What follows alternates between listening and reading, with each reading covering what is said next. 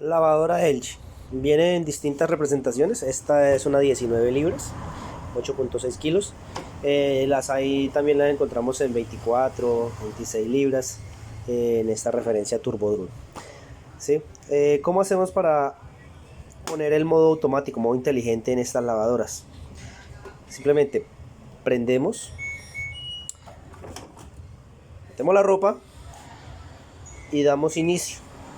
Ella va a comenzar a hacer unos movimientos hacia adelante y otros hacia atrás, con el fin de calcular cuánto nivel del agua necesita, cuánto tiempo de enjuague, cuánto tiempo de lavado, cuánto tiempo de centrifugado y qué tan repetido va a ser, ¿sí? Un enjuague, dos enjuagues o tres enjuagues.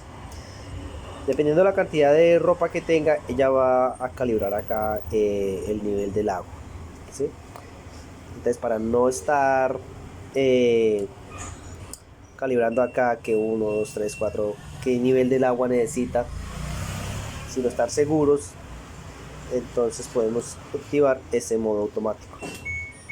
Entonces ya saben, amigos, prendemos, aplicamos la ropa y damos inicio. Es el modo automático en estas lavadoras LG.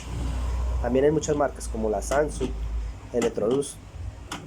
En esas marquitas está en nuestro modo inteligente.